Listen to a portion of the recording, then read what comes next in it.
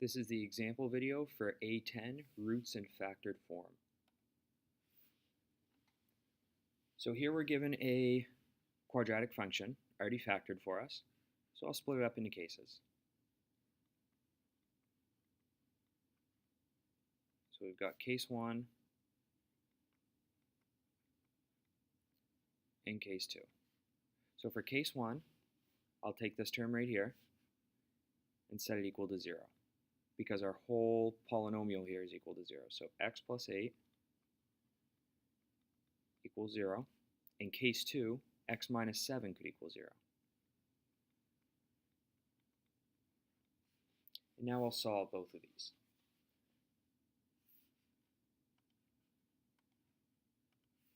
So to get the x by itself, I know I can subtract 8 on this side as well as this side.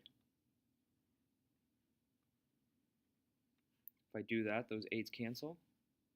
So x equals 0 minus 8, which is negative 8. So that is one solution for this quadratic, or one root for this quadratic. Same thing over here. I know if I add 7 to both sides, I'll get the x by itself. So 7's cancel. So I end up getting x equals 0 plus 7, which of course is just 7.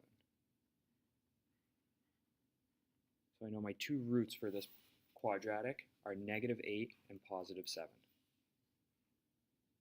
Okay, let's move on to the next one. So case 1, and the number of cases is determined by the number of factors we have, of course. We've got case 1 and case 2. So case 1, I'm going to take this first term, 3a minus 7, and set it equal to 0. In case 2, a plus 1 could equal 0. And now I'll solve. So if I add 7 to both sides,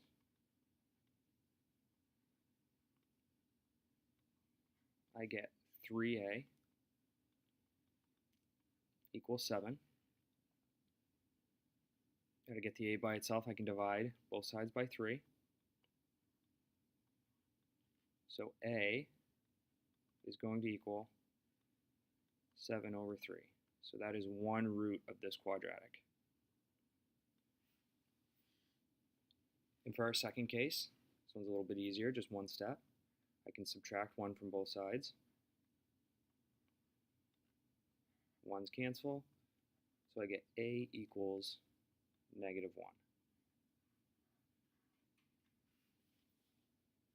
Okay, so 7 thirds and negative 1 would be the roots of this polynomial, or this quadratic. Okay, on to this third example. So we have case 1. I'm going to take this n and set it equal to 0. And look at that, it's already solved for us. Nothing to do there. Okay, and we have to include this n as a factor, because remember, n times n minus 3 equals 0.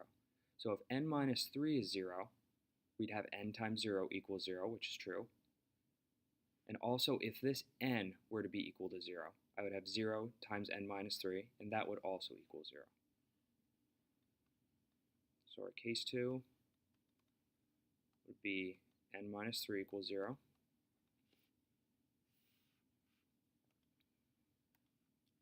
So of course I know I can add 3 to both sides.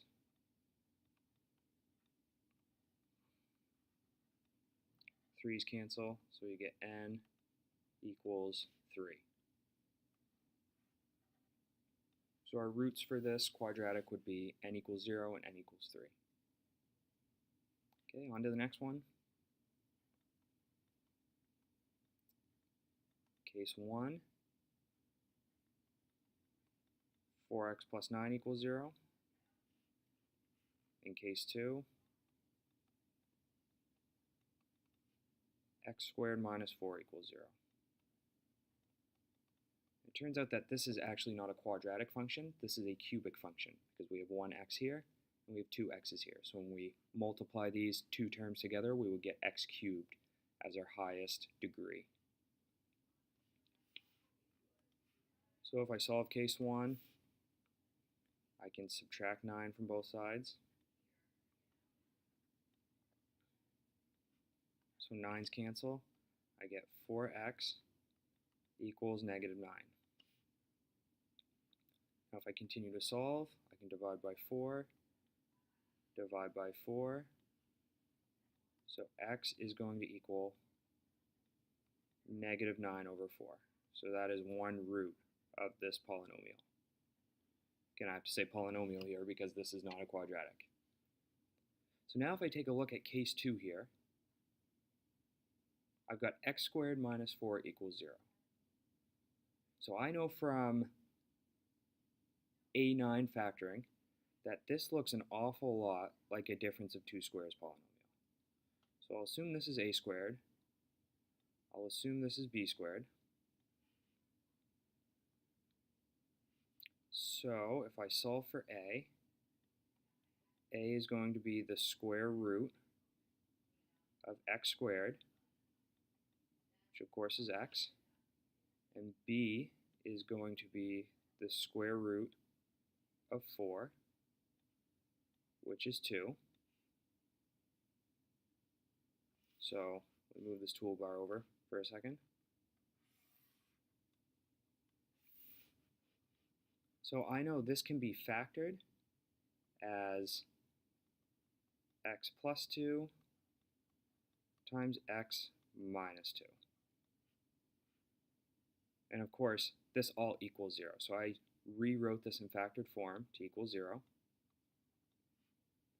So within this case 2, I've got two other cases. I've got x plus 2 could equal 0, and x minus 2 could equal 0. So I'll write those right here. So I'm sure you could do the math in your head. X equals negative 2. In my other case, x minus 2 equals 0, so x could equal 2. So it makes sense that for this cubic function, we actually get 3 roots.